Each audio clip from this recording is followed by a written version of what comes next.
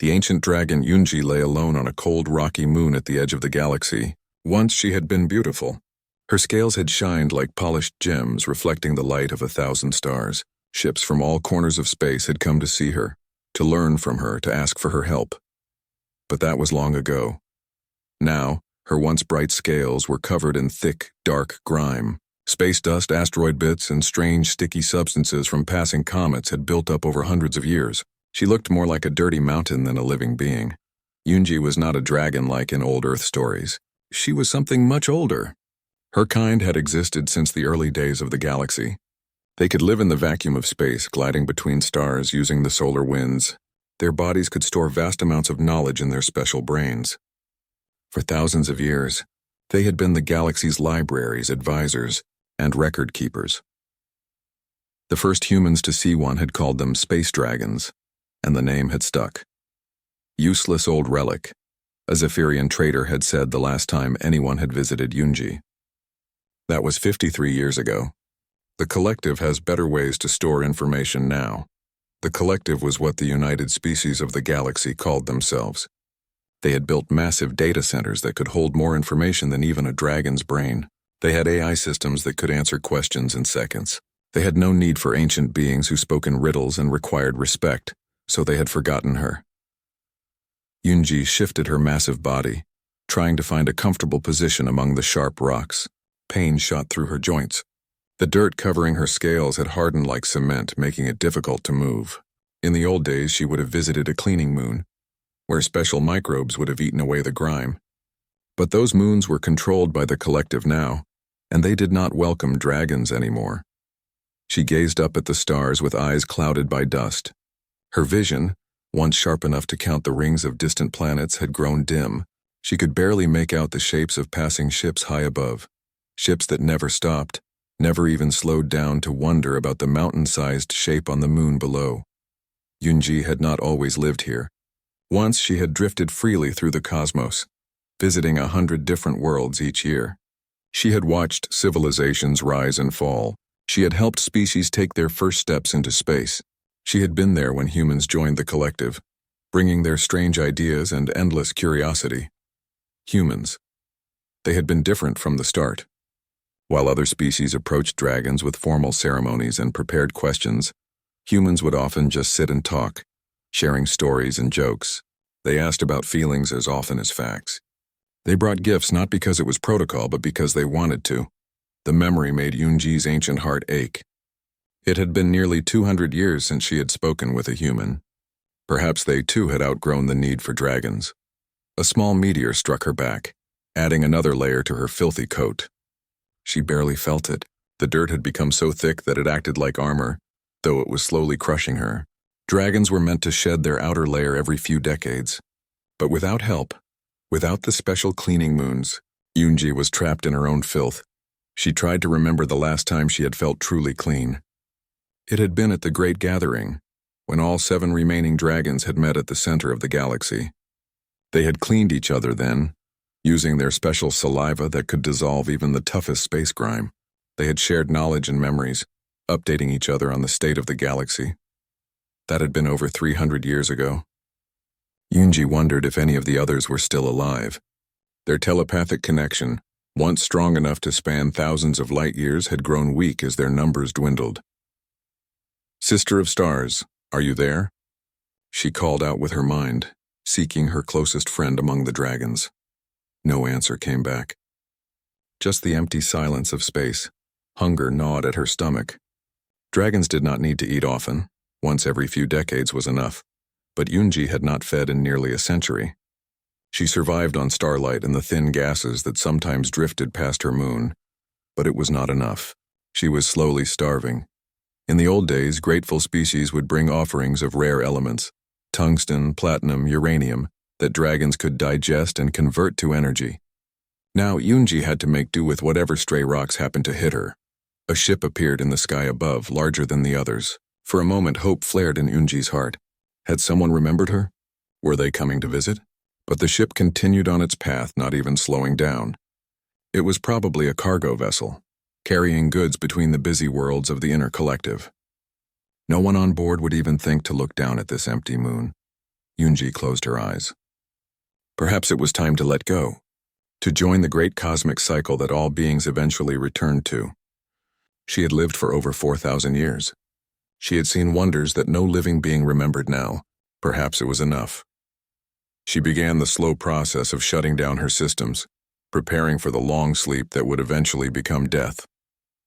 Dragons could control their bodies in ways other species could not, slowing their hearts, cooling their blood, preserving their minds even as their physical forms failed. As she drifted toward unconsciousness, Yunji sorted through her vast memory. She would take the best parts with her into the darkness, the sight of a binary star being born, the songs of the methane whales of Titan, the taste of molten gold, the feeling of soaring through a nebula with her sisters and brothers when they were all young and the galaxy was new. And humans. She would remember the humans with their quick smiles and quicker minds, how they had looked at dragons with wonder instead of just utility, how they had asked not just what dragons knew, but how they felt about knowing it. A tear formed in Yunji's eye, instantly freezing in the vacuum. It joined the layer of grime on her face, one more tiny piece of the prison her body had become. In the distance, beyond the curve of the moon, a small light appeared. Probably just another passing ship, Yunji thought. Or perhaps a hallucination, as her mind began to shut down. She didn't bother to watch it. She had seen enough ships pass her by. The light grew brighter. It was moving in an unusual pattern. Not the straight, efficient lines of collective vessels, but a wandering path, as if whoever controlled it was exploring. Yunji was too tired to care. Her consciousness was fading now, retreating into the safe corners of her mind where she could relive better days. The light came closer, bouncing across the rocky surface of the moon. It was a small vehicle, not a spaceship at all, but some kind of ground transport, and it was heading directly toward her. For the first time in decades, Yunji felt something new, curiosity. With great effort, she opened one eye fully, clearing away some of the grime that had sealed it half shut. The vehicle was close enough now that she could see it clearly, a simple rover with 6 wheels and a clear dome on top. Inside the dome was a figure in a protective suit, a human. Teho wiped sweat from his forehead as he stared at his dying crops. The small plants in his farm dome were turning yellow and brown. This was the 3rd failed attempt to grow food on this moon. He poked at the soil with a small tool, frowning. Not again, he said to himself. What am I doing wrong? Teho had not planned to become a farmer on a distant moon. Back on Earth, he had studied plants and animals at a big school. He had dreamed of discovering new life forms on other planets. But when the Earth government offered free land on this moon, he had signed up right away. The chance to own his own farm was too good to pass up. Now he was not so sure. The human settlement was small, just 50 homes spread across a flat plain. Each house was made of white plastic that could stand up to the harsh weather.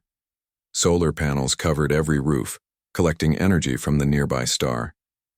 Domes of different sizes dotted the landscape, some for growing food, others for keeping animals, and a few for community gatherings. Teho's farm was on the edge of the settlement, closest to the unexplored parts of the moon. His nearest neighbor, a friendly man named Day, lived half a mile away. Maybe Day will know what's wrong with the soil, Teho muttered. He took a sample of the dirt and put it in a small bag. Outside his farm dome, Teho put on his breathing mask. The air on this moon was thin and cold. Humans could breathe it for a short time, but it would make them sick after a few hours. He zipped up his thick jacket and began the walk to Day's farm. The path between farms was well worn now, after 3 years of the settlement's existence. Teho looked up at the sky as he walked. A huge gas giant planet hung there, taking up a quarter of the view. The moon they lived on circled this giant planet, which itself circled a yellow star much like Earth's sun. It was beautiful, but Teho was too worried about his crops to enjoy the view today. When he reached Day's farm, he found his friend working on a water pipe outside his main dome. "Teho!" Day called out, waving a wrench. "Good to see you. What brings you here?"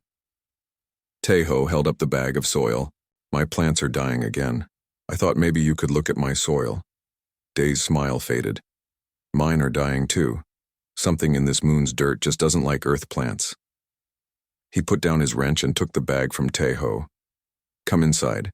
We can test it. Inside Dae's home dome, the air was warm and smelled like cooking food. Dae's wife Min was stirring something in a pot.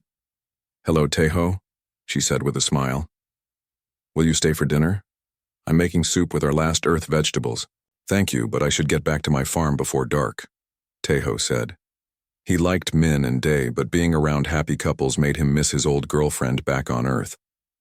She had not wanted to come to this faraway moon, and they had broken up before he left. Dee took the soil to a small machine in the corner of the room. He put a spoonful into the machine and pressed some buttons. The machine hummed and beeped. Same problem as mine, Dae said, looking at the small screen. The soil has too much of some metals and not enough of others. Earth plants can't use it properly. Can we fix it? Taeho asked. Dae shrugged. We can order special chemicals from Earth that might help, but they're very expensive. The next supply ship isn't due for 3 months anyway. Taeho's heart sank. He didn't have much money left and he couldn't wait 3 months. His food stores would run out before then. There must be another way, he said. What about local plants? Has anyone tried studying what grows naturally here?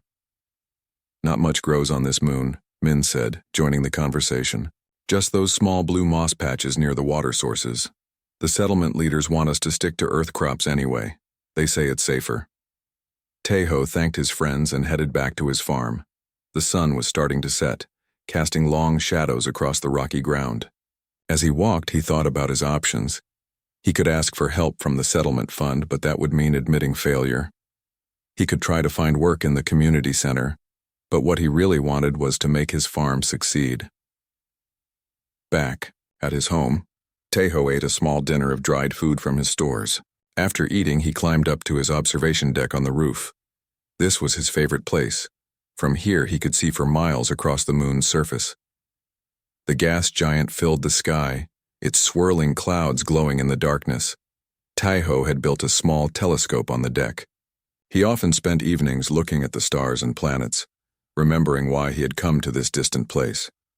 Tonight, he pointed the telescope toward the far mountains, an area no human had explored yet. As he adjusted the focus, something strange caught his eye.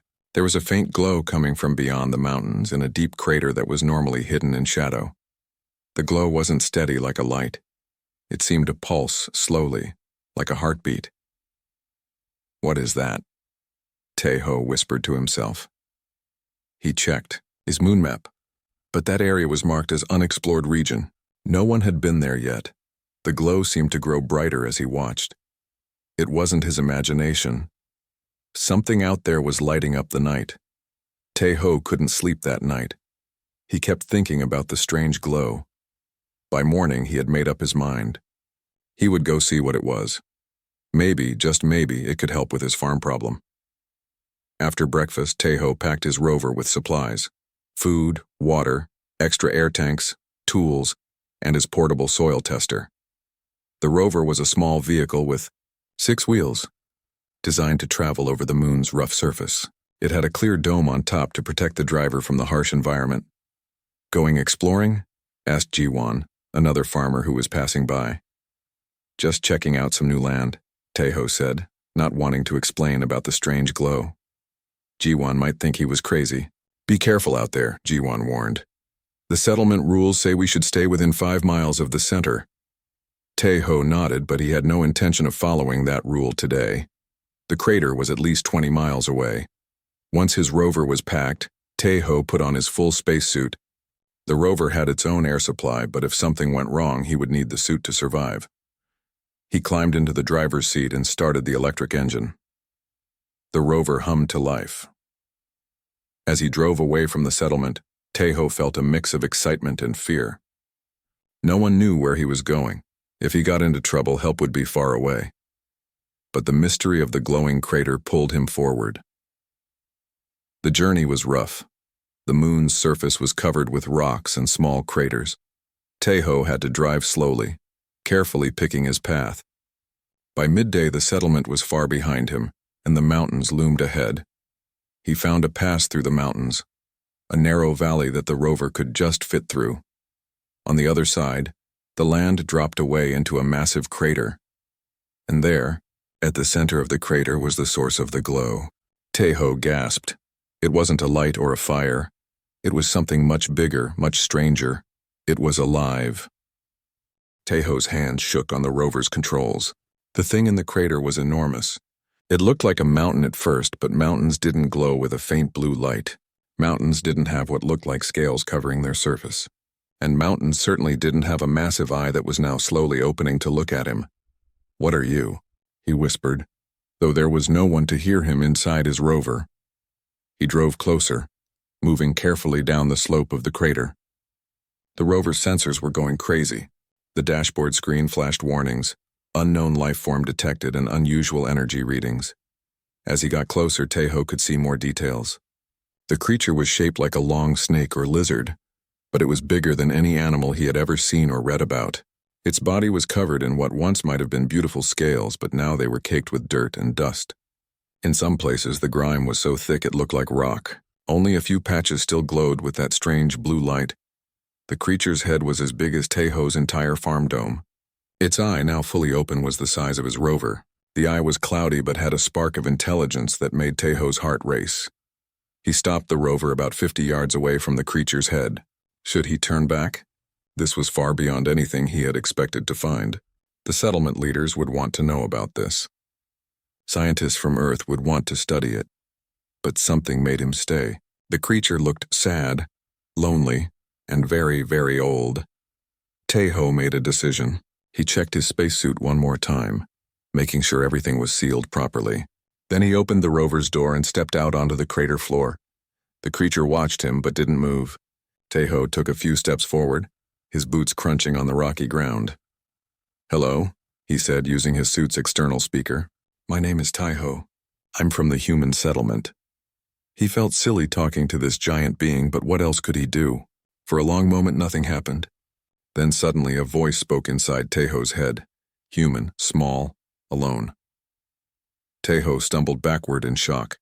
The voice wasn't loud, but it filled his mind completely. It felt ancient and tired, like mountains would sound if mountains could speak. "You can talk?" Taeho said aloud. "I mean, you can put words in my head? I am Yunji, last of the knowledge keepers. The ones your kind calls dragons." Dragons? Taeho had read old Earth stories about dragons, flying, fire-breathing monsters that knights fought in battles. But this creature wasn't like those stories. It was something else entirely. "We were here before your species left its home planet. We watched the galaxy grow. We kept its knowledge safe." Taeho took a few steps closer, fascinated. "You're a space creature? You live out here in the vacuum?" "We travel between stars. Or we did when we were many. Now I am alone, forgotten." The sadness in the mental voice was so strong that Taeho felt tears form in his eyes. He blinked them away, not wanting them to fog his helmet. "Why are you here on this moon?" he asked. "I grew too weak to travel. The dirt of space built up on my scales over centuries. It blocks the starlight I need for energy. I can no longer move properly, so I wait here to die." Taeho looked more closely at the dragon's body. What he had thought was just a dirty surface was actually a thick crust of space debris. Dust, small rocks, and some kind of dark, sticky substance. In some places it looked several feet thick. "Can't you clean yourself?" he asked. "Once we helped each other. Or we visited special moons with cleaning creatures. But those places are gone now, and I am alone." Taeho walked around the dragon's head, studying the layers of dirt. His mind was racing. This was the most amazing discovery anyone from the settlement had made. A real alien life form, and not just any alien, but an intelligent one that could speak directly into his mind. "How long have you been here?" he asked. "Time means little to my kind. But by your counting, perhaps 300 of your years. 300 years. Taeho couldn't imagine being stuck in one place for so long. "Didn't anyone come to help you?" The galaxy moved on. New technologies replaced the need for knowledge keepers. The collective decided we were no longer useful. The collective? The united species of the galaxy. Your humans are new members. Most species forget their past once they join. Taeho frowned. He had never heard of any collective. As far as he knew, humans had only found a few simple life forms on other planets. Nothing intelligent. Nothing like Yunji. I think you might be confused, he said gently. Humans haven't met any other intelligent species yet. We're still exploring our small corner of the galaxy. The dragon's eye blinked slowly. Interesting. They have hidden much from you then. Before Taeho could ask what she meant, Yunji continued. Why have you come here, small human? What do you seek from me? Taeho hesitated. His original reason for exploring, to find help for his failing farm, seemed small and selfish now. But he answered honestly. I saw a strange glow from my home. I came to see what it was. I'm having trouble growing food in the moon's soil, and I don't know what I thought I'd find. Ah, the soil troubles you. The dragon's mental voice seemed to grow a bit stronger. I can help with that. It is a simple problem. You know about farming? Taeho asked, surprised. I know about all things. I have watched 1,000,000 worlds grow food. Your earth plants struggle here because this moon has too much copper and not enough nitrogen. The balance is wrong. Taeho's eyes widened. That matched what his soil test had shown. How do I fix it? There is a blue moss that grows near water on this moon. Mix it with your soil. It will bind the copper and release nitrogen. Your plants will grow strong then. The blue moss? Taeho had seen it but never thought it might be useful. That's amazing. Thank you. It is a small thing. Knowledge is meant to be shared. Taeho looked at the massive dragon with new respect. This creature knew things that could help the entire settlement. Maybe she knew other secrets about this moon, about how to live here better. But looking at her filthy, encrusted body, he felt a wave of sadness. Yunji had given him valuable knowledge freely, yet she was suffering, slowly dying under the weight of centuries of dirt. Yunji, he said, making a sudden decision, I want to help you. I want to try to clean some of this dirt off your scales. The dragon's eye widened slightly. Why would you help me? I have nothing more to offer you. You don't need to offer me anything. You're suffering and I can try to help. That's reason enough. For a long moment the dragon was silent. Then her mental voice returned, softer than before. It has been a very long time since any being offered help, without wanting something in return. I had forgotten such kindness existed. I don't know if I can make much difference, Taeho admitted. You're very big and I'm just one person. But I can try. Even a small kindness is a light in darkness. Taeho nodded. I need to go back to my settlement to get supplies. But I promise I'll come back. Will you be okay until tomorrow? I have waited 300 years. One more day is nothing. Taeho walked back to his rover, his mind spinning with everything that had happened. A real alien dragon. And she needed his help. He wasn't sure how he would clean a creature so massive, but he would figure something out. As he climbed into his rover, a final thought from Yunji reached him. Thank you, Taeho. You have given me something I had lost. Hope. Taeho smiled inside his helmet.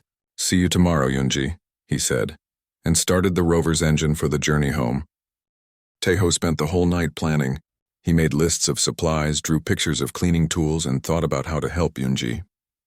By morning, he knew what he needed to do. First, he went to the community storage building. The settlement kept extra supplies there for everyone to use. Taeho signed out 3 large water tanks, 5 long hoses, and a small water pump. He also took several scrub brushes with long handles, some soft cloths, and a box of mild soap. That's a lot of cleaning supplies, said the storage manager, a woman named Hana. Spring cleaning at your farm? Something like that, Taeho said with a smile. He didn't want to tell anyone about Yunji yet. They might not understand. They might be afraid. Or worse, they might want to study her like a science project. Next, Taeho went to his farm and collected all the blue moss he could find growing near his water recycler.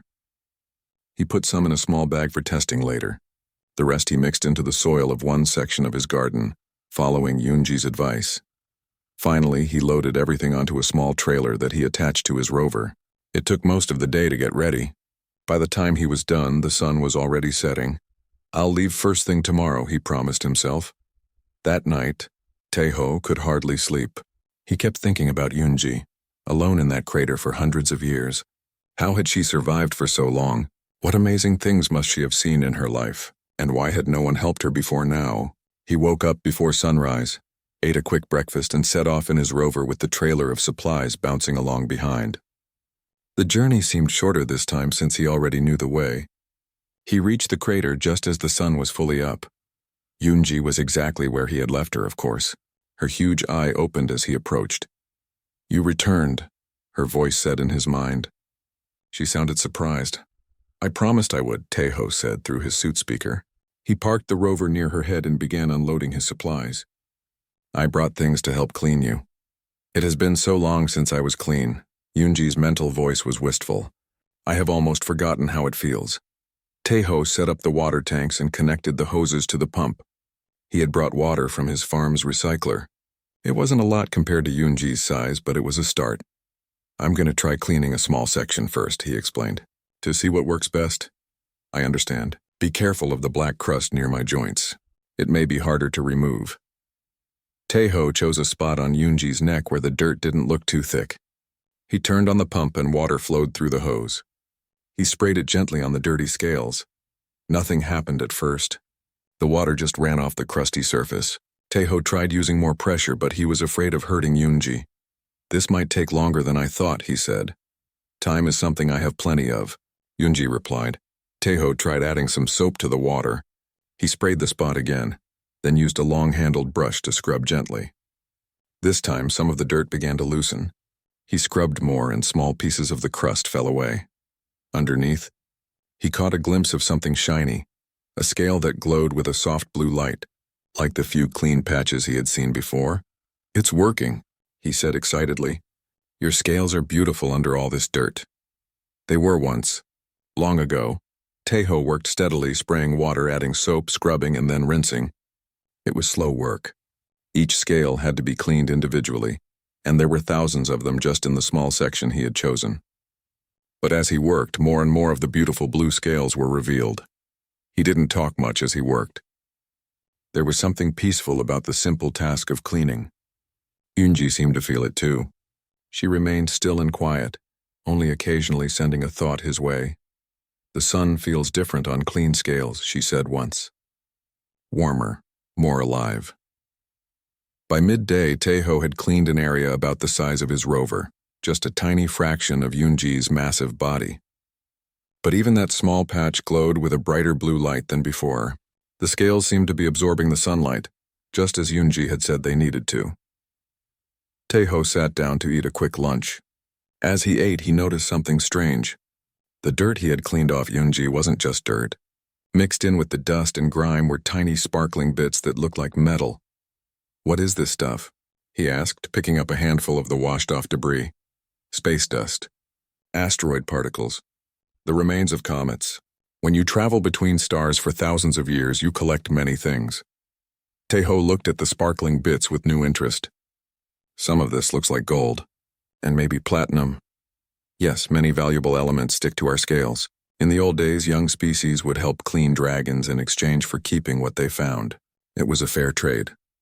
Taeho carefully put the handful of debris in a sample bag. He would look at it more closely later. For now, he had work to do. He went back to cleaning, moving to a new section of Yunji's neck. This area had thicker crust, almost like rock. He had to spray it with water for a long time before it began to soften enough to scrub. As he worked, Yunji shared small pieces of her vast knowledge with him. She told him about other moons where humans might find good farming land. She explained how the gas giants' rings had formed. She described strange creatures that lived in the clouds of gas planets. Taeho listened in wonder. It was like having a living library or a wise teacher right there with him, and all he had to do in return was help clean her. By late afternoon, Taeho's arms were tired from scrubbing, and he had used up most of his water. He had cleaned several more patches of scales, but it was still just a tiny part of Yunji's body. "I'll have to come back with more supplies," he said, looking at his work. "This is going to take a long time." "You have done more today than anyone has done for me in centuries," Yunji said. "I can already feel more energy from the sun where you have cleaned." Taeho smiled inside his helmet. "Does it feel good?" "Yes. Like waking up after a very long sleep." As Taeho packed up his supplies, he noticed that the blue glow from Yunji's clean scales was definitely brighter than before. The light pulsed gently like a slow heartbeat. "I'll come back tomorrow," he promised, "and the day after that. We'll get you clean bit by bit. Thank you, Taeho. Your kindness is a rare thing in this galaxy." On the drive back to his settlement, Taeho thought about what Yunji had said about the dirt containing valuable metals. If that was true, cleaning her might not just help her, it might also help the settlement. Those metals could be used for building or traded for supplies from Earth. But that wasn't why he was helping her. He was helping because it was the right thing to do. Because no living thing should be left alone to suffer when someone could help. When he reached his farm, the first thing Taeho did was check the section of garden where he had mixed in the blue moss. To his amazement, the plants there were already looking healthier. Their leaves were greener and they stood up straighter. She was right, he whispered. The moss works. That night, Taeho slept better than he had in months. He dreamed of flying between stars with Yunji, seeing wonders that no human had ever seen before. In the morning, he would go back to help her again. And he would keep going back day after day for as long as it took. Days turned into weeks. Every morning, Taeho loaded his rover with water and cleaning supplies. Every evening, he returned tired but happy. He told no one about Yunji. This was a special secret between him and the ancient dragon. After a month of daily cleaning, Taeho had managed to clean about 1/10 of Yunji's massive body. It wasn't much compared to her full size, but the difference was amazing. The cleaned areas glowed with bright blue light. The scales there moved more freely, allowing Yunji to shift her position slightly for the first time in decades. I can feel the starlight again, she told him one day. It feeds me, gives me strength. I'm glad, Taeho said, scrubbing at a particularly stubborn patch of dirt. You seem brighter every day. Back at his farm, the changes were just as remarkable. Following Yunji's advice about the blue moss, all of Taeho's crops were now growing strong and healthy. His plants were the best in the settlement. People had started to notice. What's your secret? They asked one day, visiting Taeho's farm. Your tomatoes are 3 times the size of mine. Taeho showed him the blue moss mixed into the soil. It fixes the mineral balance, he explained. Try it in your garden. Soon other farmers were using the moss too. The whole settlement's food production improved. People started calling Taeho the plant master. Little did they know that his farming success was just a small piece of the knowledge Yunji had shared with him. One morning, as Taeho was loading his rover for his daily trip to Yunji, he saw a group of people walking toward his farm. It was the settlement leader's son, along with several council members. Taeho, son called out. We need to talk to you. Taeho's heart beat faster. Had they discovered his secret? Were they angry that he had been exploring beyond the settlement boundaries? Good morning, he said, trying to sound calm. What can I help you with? Son looked at the supplies in Taeho's rover. You've been making trips outside the settlement every day for weeks. People have noticed. Where are you going? Taeho took a deep breath. He had known this day would come eventually. He had to tell the truth, or at least part of it. I found something in the crater beyond the mountains, he said. Something that's helping our farms grow better. The blue moss? Asked one of the council members. Yes, the moss. But there's more. Taeho hesitated. I found a source of valuable metals too. That's what I've been collecting. This wasn't exactly a lie. He had been saving the metal particles from Yunji's scales. He now had several bags of gold, platinum, and other rare elements. Son's eyes widened. Metals? What kind? How much? Enough to help the settlement, Taeho said. But it's hard work to collect. I've been keeping it quiet until I was sure it was valuable. The council members looked at each other with excitement. The settlement always needed more metal for building and repairs. Show us, Son said. Take us to this place. Taeho's mind raced. He wasn't ready for everyone to meet Yunji yet. But he couldn't refuse the settlement leader. All right, he said finally. But only you, son. The site is delicate. Too many people might damage it. After some argument, the council agreed. Son would go with Taeho while the others returned to the settlement center. As they drove toward the crater, Taeho tried to prepare Son for what they would find. What I'm about to show you will change everything we know about this moon, he said. You need to keep an open mind. Son looked at him strangely but nodded. I trust you, Taeho. You've already helped the settlement with the moss discovery. When they reached the crater's edge, Son gasped. Even from a distance, Yunji was an impressive sight. The clean parts of her scales glowed bright blue in the sunlight, creating a beautiful pattern against the still dirty sections. What is that? Son whispered. Her name is Yunji, Taeho said. She's a space dragon, an ancient being who has been trapped here for hundreds of years. I've been helping clean her. Sun stared in disbelief as Taeho drove down into the crater. As they got closer, Yunji's massive eye opened and fixed on them. "You have brought another human," her voice said in both their minds. Sun jumped in his seat. "It can talk." "In my head." Taeho corrected gently. "And yes, she communicates telepathically." "Yunji, this is Sun, the leader of our settlement." "Greetings, leader Sun. Your people have chosen a good moon to live on. It has many resources you have not yet discovered." Sun was speechless for a moment. Then 100 questions poured out of him. What was Yunji? Where did she come from? Were there others like her? How old was she? What did she know about this moon? Yunji answered patiently, her mental voice stronger than it had been when Taeho first met her. She explained about her kind, the knowledge keepers who had once traveled freely through space. She told Sun about the rich deposits of useful minerals just waiting to be found on the moon. She described better ways to grow food, build homes, and use the moon's natural resources. Sun listened with growing excitement. "This is amazing," he said to Taeho. "She knows more about our moon than all our survey teams combined." "She knows more about everything," Taeho said. "She's been alive for thousands of years, traveling through space, learning about different worlds." Sun looked at the sections of Yunji that Taeho had cleaned, compared to the still filthy parts. "And you've been cleaning her all by yourself?" Taeho nodded. "It's slow work, but it helps her absorb energy from the sun. The dirt was slowly killing her." Sun was quiet for a moment, thinking. Then he turned to Yunji. "Would you be willing to share your knowledge with our whole settlement? In exchange, we could help Taeho clean you. Many hands would make the work go faster." "I would be happy to share what I know," Yunji replied. "Knowledge is meant to be given, not hoarded." The next day, Sun called a settlement-wide meeting. He told everyone about Yunji and what she could teach them. At first, many people were scared or disbelieving. But when Sun showed them the metal samples Taeho had collected and explained how the blue moss had come from Yunji's knowledge, they began to listen. A week later, the first group of volunteers went with Taeho to meet Yunji and help clean her. They were nervous at first, but Yunji's gentle mental voice soon put them at ease. By the end of the day, they were working happily, amazed by the beautiful scales they uncovered and the stories Yunji shared as they worked. More people came each day. They set up a camp near the crater and created a proper cleaning system with bigger tanks and better tools.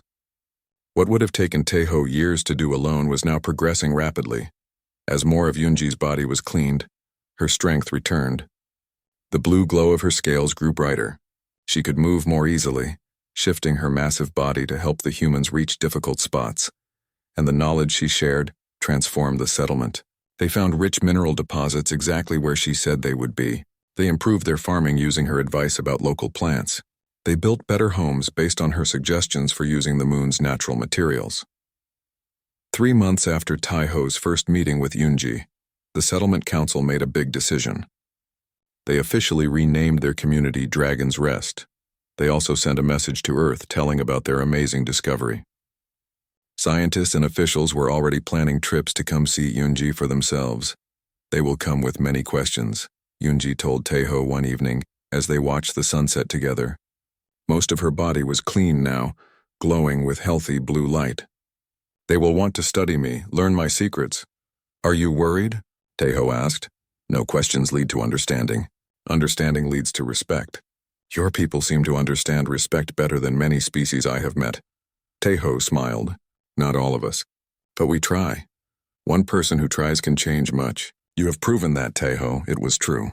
By helping Yunji, Taeho had changed everything. For her, for himself, for the whole settlement. And soon, perhaps for all of humanity."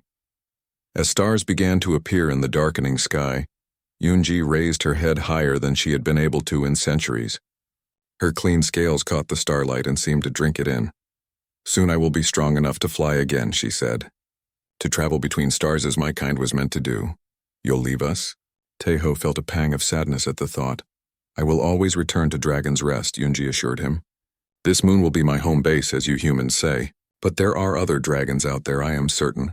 Other knowledge keepers who may be trapped as I was. I must find them." "I understand," Taeho said. "But I'll miss you when you're gone. I will miss you too, my friend. But I will share with you everything I discover on my journeys. And perhaps someday when your people build ships that can travel between stars, You will join me." Teiho looked up at the countless stars above them. Until meeting Yunji, they had seemed so distant, so unreachable. Now they felt like destinations waiting to be explored. "I'd like that," he said. "I'd like that very much."